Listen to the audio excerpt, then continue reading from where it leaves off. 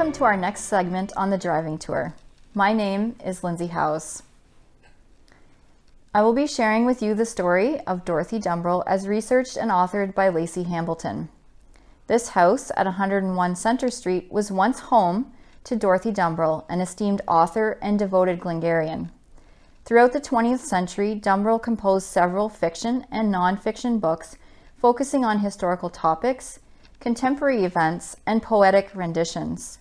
She was also known for her many radio plays, as well as her various contributions to the Toronto Globe and Mail, the Montreal Star, and the Ottawa Citizen. Her writing typically focused on rural values and her exuberant passion for Canadian history and society. Some of her most renowned work illustrates her fearlessness in discussing even the most taboo of subjects.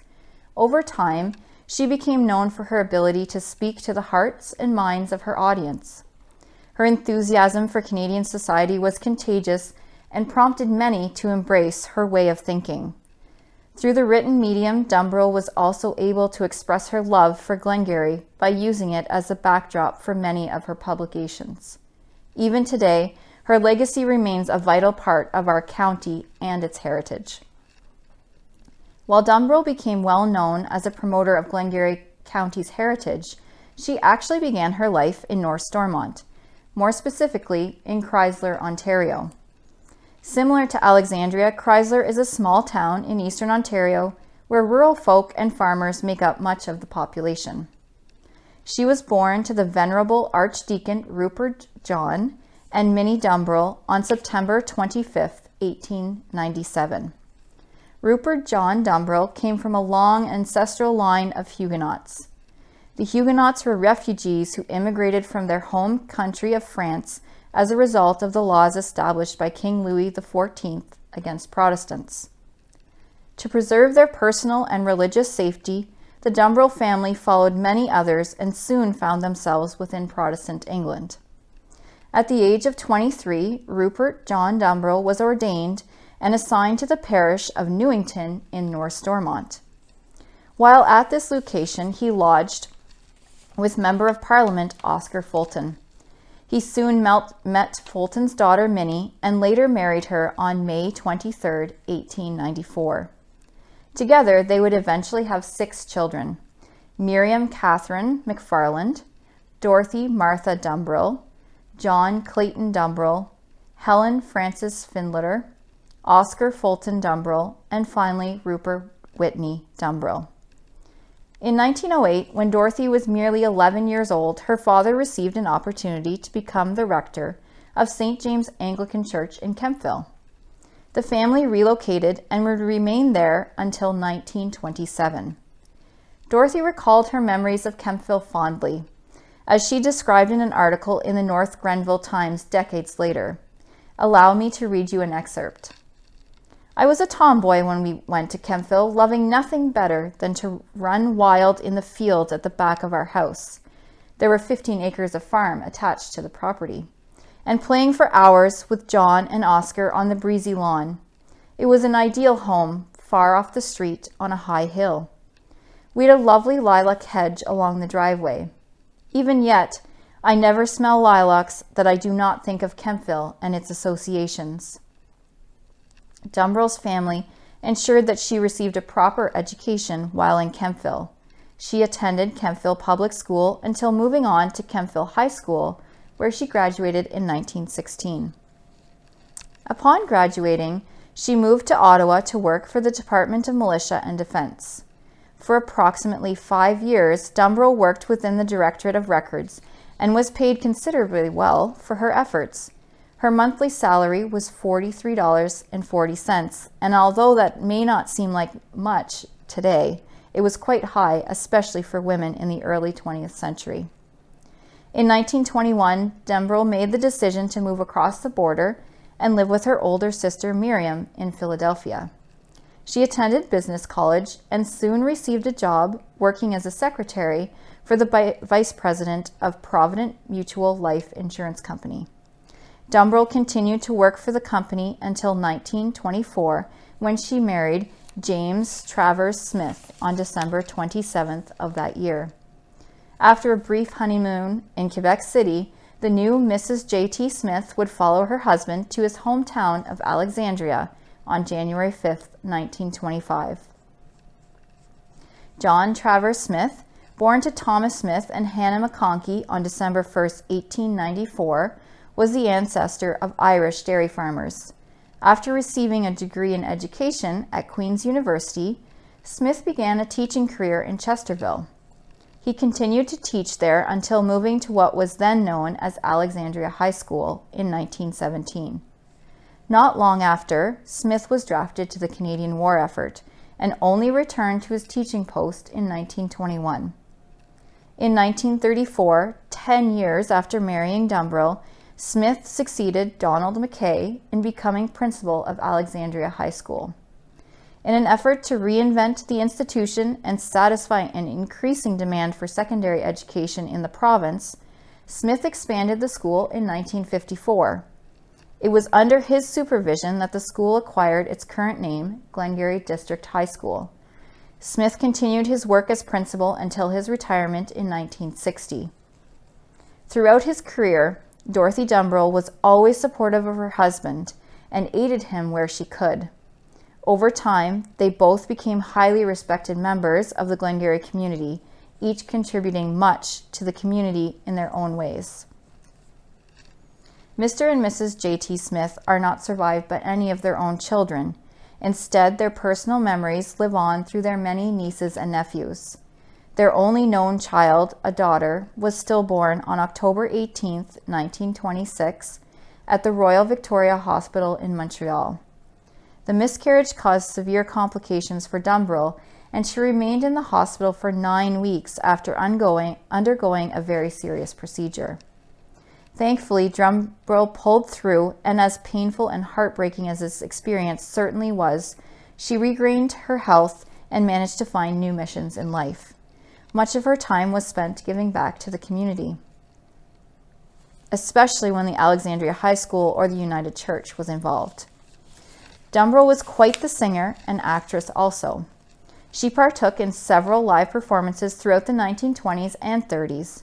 She was an avid gardener as well, but also loved to pass her time listening to her friends recite tales of Glengarry's early settlers. She was also known to be quite stylish. Even today, the multitude of hats that she owned is one of her many defining features. Years after settling down with her husband, Dorothy Dumbrille launched a new undertaking, becoming a published author. Dumbrille began pursuing her passion for literature during World War I, where she occasionally wrote poetry concerning her daily life in the Ministry of Defense and Militia. Although her colleagues found it rather entertaining, her superiors did not.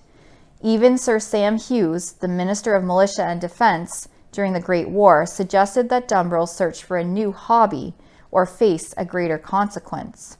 Indeed, even in her younger days, Dumbrille was not afraid to challenge the status quo and write about subjects that were rather difficult to discuss.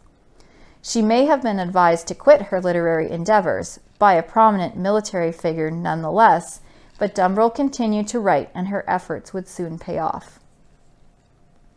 Much of her success came in the wake of World War II. By the end of June 1940, Great Britain's battle against Nazi Germany was looking rather bleak. Germany had completely taken over France, and the rest of Western Europe was soon expected to follow. However, the newly appointed British Prime Minister Winston Churchill advised his people not to lose hope. Through some of the most famous speeches in history, Churchill was responsible for increasing British morale and encouraged many successes. The first of his achievements was Operation Dynamo. In this rescue mission, Churchill dispatched an expeditionary force to Dunkirk, France. In doing so, Churchill sought to evacuate a large number of Allied soldiers and return them to safety in Great Britain. This mission became a huge success and greatly inspired the Allied forces to continue their resistance. Churchill's poetic speeches were not lost on Dorothy Dumbrille either. She was so moved by his words that she penned a series of wartime poems in 1941 under the title We Come, thus beginning her new career as a published author. These poems were incredibly popular for their emphasis on patriotic vigor and integrity. Each poem was meticulously placed throughout the book to provide the audience with a chronological history of the war since its beginning in 1939. The book was illustrated by her longtime friend Stuart McCormick and contained a foreword written by the revered Samuel Morgan Powell, the editor-in-chief of the Montreal Star and one of the best drama critics of the century. Morgan Powell thought quite fondly of Dumbrille and her ability to write, as described in a statement written within Glengarry Life in 1976. Miss Dorothy Dumbrille is one of the new voices in Canada in whom I have faith.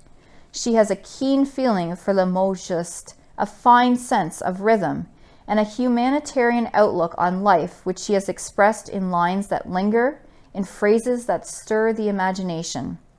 She deals in a simple and very moving manner with the elemental emotion aroused in family life. It is because it is simple and goes straight to the heart, and yet is devoid of mere sentimentality, that it poses such a potent appeal. Dumbrille continued to publish poems about the war in multiple magazines and newspapers. Her poems often focused on a theme of emotional sympathy for the war effort, and as such, she provided Canadians with a sense of much-needed hope and reassurance for the future. She soon began to touch on subjects specific to women's contributions. In doing so, she tended to pull at the maternal heartstrings of women who were willing to sacrifice everything to bring their boys safely back home. Other wartime inspirations for Dumbrille included American President Franklin D. Roosevelt. In April 1945, shortly after Roosevelt's death, Dumbrille published The Traveler in the Montreal Star. It was a commemorative tribute for all that Roosevelt had done, both for his country and for the freedom of the Western world. This poem spread across the continent, even landing in the hands of Roosevelt's widow, Eleanor. Mrs. Roosevelt was incredibly moved by Dumbrille's work and wrote a laudatory letter of appreciation in response. Other notable historical figures also noticed Dumbrille's talents, namely Canadian Prime Minister Mackenzie King and Evelyn Byng, spouse to Lord Byng of Vimy, who was the 12th Governor General of Canada. By the mid-1940s, Dumbrille had risen to become an authentic Canadian novelist and poet. Over the next few decades, Dumbrille dabbled in other forms of literature and expression as well. Despite being legally known as Mrs. J.T. Smith, Dumbrille published all her work under her maiden name. She is thought to be the first Canadian female author to do so. Her first novel, Deep Doorways, in 1941, marked the beginning of a new chapter for Dumbrille. She found herself faced with a new realm of possibilities to explore, and explore she did. Dumbrille began composing her own radio plays. These included Children of Coventry and The Triumph of the Skies, both of which aired in 1942 on CKCL Toronto. In addition, her play The Living Presence aired locally on CKSF Cornwall in 1945. She also began writing articles and short stories focused on Canadian rural life and society. Many of them were published in local newspapers. Eventually, Dumbrille landed upon the idea to write non-fictional pieces. Most notable were Up and Down the Glens from 1954 and Braggart in My Step from 1956. Dumbrille authored these two books out of adoration for Glengarry County and its deeply rooted history. They each contain personal stories of the lives of early settlers and their ancestors, the progression of the county over the years, as well as illustrations by Stuart McCormick that visually depict Glengarry's long history. In publishing this work, Dumbrille wished to pass on Glengarry's stories for future generations to share. Throughout her literary journey, Dumbrille produced several novels that also related to Canadian history and society. Undoubtedly, her most famous was All This Difference in 1945. This novel focused on the love affairs between a French-Canadian Catholic man and a Scottish-Canadian Protestant woman in Glengarry County. Despite their ethnic and religious differences, the two felt deeply for each other. This novel navigates the main character's complicated relationship, which allowed Dumbrille to shine a light on the historical tensions between Francophones and Anglophones. Glengarry, a location brimming with both cultures, was the perfect backdrop for this narrative. However, as confident as Dumbrille was in her story, even she could not deny the tensions her storyline was sure to cause. She was unable to find a publishing company willing to support such material, and so she turned to Progress Books, a communist group, since they were the only ones willing to give her an audience. Within a statement described in the Dictionary of Glengarry Biography from 2010, Dumbrille recalls the difficulties she faced. "I lent the manuscript to one of my teachers to read and said if I got it published, Jim would be run out of town, to which Jim replied to me that if he did have to leave, there were plenty of situations in Western Ontario and he would go. The day it came out in the stores, I did not know whether the French Canadians or the English neighbors would shoot me." Much to Dumbrille's surprise, the community was generally open to her newest publication. In addition, the book is nationally renowned for tackling a subject that few dared to approach. By 1962, Dumbrille faced a variety of health problems. Her arthritis prevented her from writing to the same extent she once had. Although she managed to compose a few more articles and poems, Dumbrille spent most of her final years oil painting and tending to her garden. In 1981, at the age of 84, Dorothy Dumbrille passed on. Her husband followed 3 years later. Over 40 years after her death, Dumbrille is fondly remembered for her groundbreaking contributions to the preservation of Canadian and Glengarry history. In 2019, during Alexandria's bicentennial, a CD was released containing her most distinguished poems. That same year, a plaque was placed at her former address to commemorate her artistic contributions and the cultural enrichment she gifted to our county. I like to believe that Dumbrille would be quite pleased to know that her legacy left such an impact on this community. Her artistic legacy truly reflects and resonates in the community where Ontario began. I first saw Glengarry on a stormy night in 1924.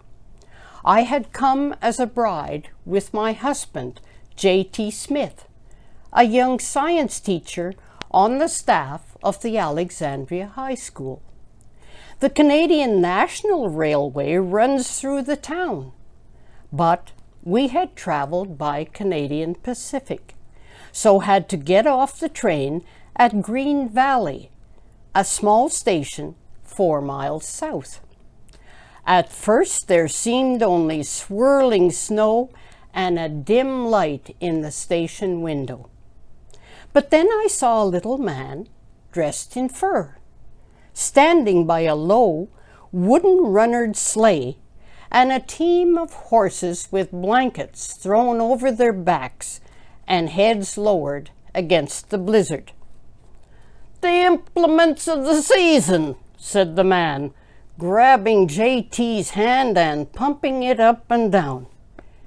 He was plainly fortified by the warmth of more than his coonskin coat, for it was New Year's night. The funny little sleigh had a canvas-covered top with a small window cut in it through which we could see our friend urging on his horses, the flying snow eddying about his coonskin cap with its long ear-laps. This was my introduction to a French-Canadian berlot, and my first introduction to Glengarry roads, which were not improved until years later. That night we bumped up and down like a ship in the storm. With such an introduction, one might think it surprising Dorothy did not head straight back to her own hometown. But she prevailed, giving Glengarry a chance. In 1946, just after World War II, she had her book of poems published called Stairway to the Stars. Having taught school myself for 35 years, I was pleased to find her poem called The Teacher on page 3.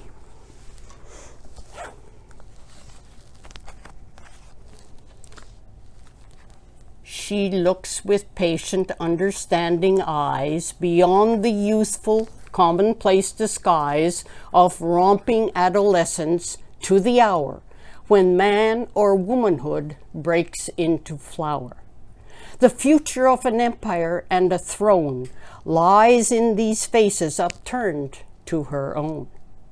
Things yet unwritten, new discoveries in science and in nature, all of these are hers to waken. Lands across the sea stretch out their eager hands.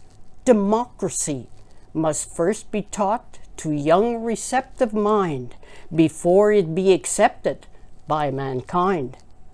Behind her ink-stained desk in this old chair, she sits, the unfolding world within her care. And then I found the poem on page 68, where Dorothy penned her thoughts and impressions in verse and simply called it Glengarry.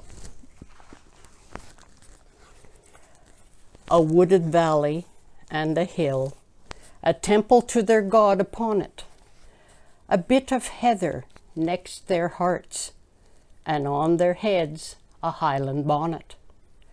They'll squeeze a penny just for thrift until their fingers ache, but fling a fortune to the winds for charity or kindness' sake. Slow to accept a stranger's smile, but friends till death, if friend he prove. Hidden behind a stern reserve burns the deep passion of their love. As wild and stirring as the pipes, their spirit flies to meet the morn. Out of the hard and rocky soil, they grow their fields of waving corn. Their handclasps cannot wait to greet the friend who knocks upon their door. There never is a board so filled, it cannot find a place for more. You'll never find a Highland maid who measures up to anything, who cannot sing the Scottish songs or whirl her plaid in Highland fling. And where's the little baby boy wrapped in his mother's patchwork quilt, who really is his father's son until he's worn the tartan kilt? I've watched their eyes with joy alight at skirl of pipes or Highland feather. The muscle in their cheeks grow tight when someone sends them a bit of heather.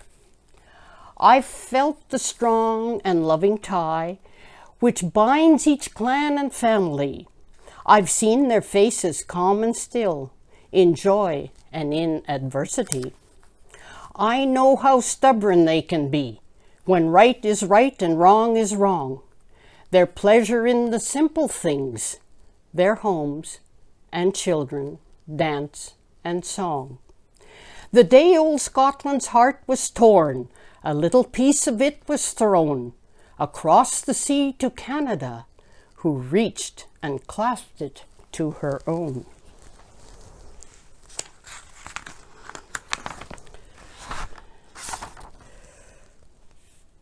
Leaving her poetry book, I turned to her publication entitled Braggart in My Step, because as I live today in the log house at Laggan, I was fascinated to discover that Dorothy details how Laggan came to be in chapter 13. It's called The Squire of Laggan.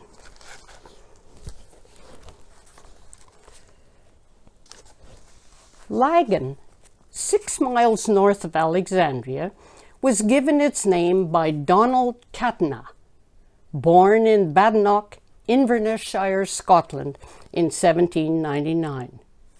Donald left his home and found employment in England, during which period his father's family left Loch Eric side for Canada and settled in Glengarry. The letters of his family were filled with enthusiastic praise of the new land. Finally, he followed them over the sea in April 1826. His eldest brother, Colonel Catanagh, who was then employed by the government as provincial land surveyor, encouraged him to open up a business as a merchant in Alexandria, then Priest Mills.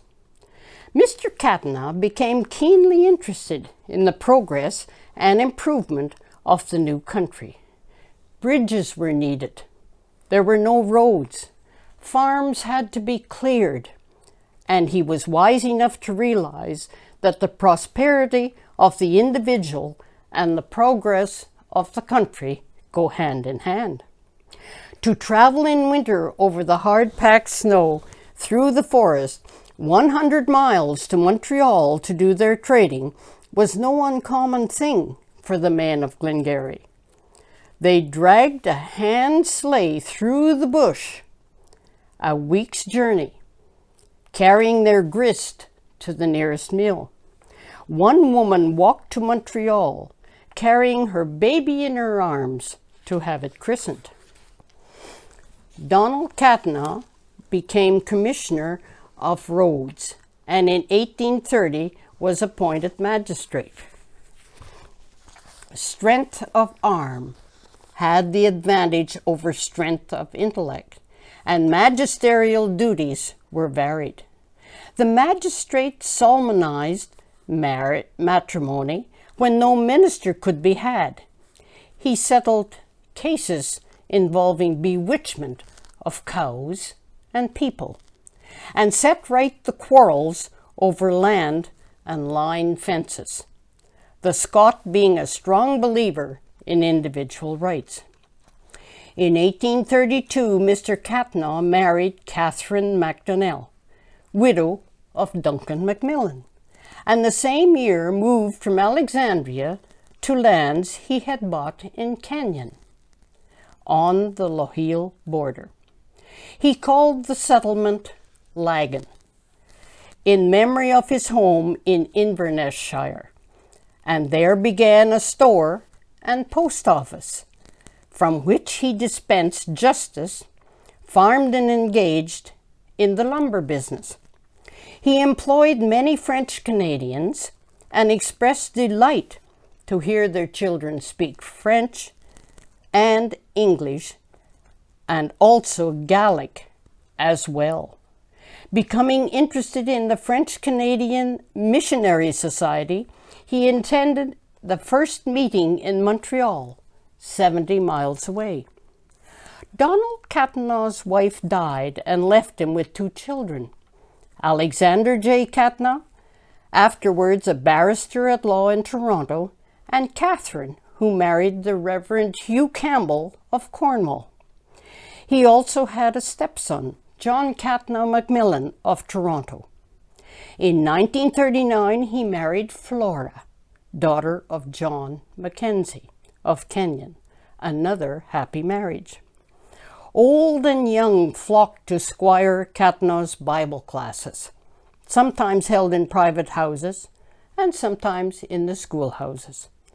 To the little log schoolhouse in Lochiel came McSwains, McGillivrys, Campbells, and MacLeods, McLennans, and Macmillans to hear the Bible taught and to be given instruction in pure literature of the period. In Scotland, Mr. Catanagh had never heard of total abstinence, but here in Glengarry, whiskey was literally firewater, compared to that drink that cheers spoken of as mild Mountain Dew in the Highlands. In his capacity as squire, he saw so much misery because of undue dissipation that he abstained from serving even light wines at his own table, and spoke in public against the evils of strong drink. He was superintendent of schools, such as they were, and secured deeds of settlers who had done business in a loose fashion. Once nominated member, he retired from the field in favor of a friend. He was a staunch supporter of the Honourable John Sandfield MacDonald and of his brother, the Honourable Donald A. MacDonald. In religion, a Presbyterian, he followed the Free Church when the disruption came in Canada, but remained, however, agent for the Presbyterian Board of Education, Philadelphia, his influence extending far and wide. The hospitality of the Catna home to the clergy was unbounded. The Reverend William Fraser, the Baptist minister from Breadalbane, the Reverend Mr. McKillican, Congregationalist, the French Canadian missionaries from Lower Canada, the Reverend Alex Cameron, and the Reverend Daniel Gordon, Ralph Connor's father, all were entertained in the White House on the hill. When Squire Catna left Laggan for Winnipeg, after 50 years in Glengarry, it was to his friends like the departure of a loving father. All of his family were now living in the West, and he went to join them. Within 9 months he died at the age of 94, May 29, 1883.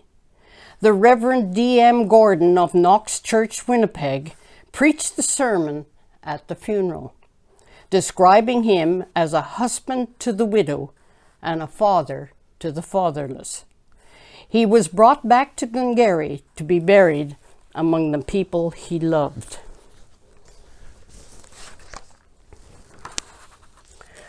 I will end this literary tour by quoting Dorothy's brief paragraph near the end of her book, Braggart in My Step, where she states, "While journeying through Glengarry, I was continually unearthing some treasure which linked the past with the present and proved the authenticity of the stories I discovered. Stories which I found most interesting, and I hope you will too." Thank you.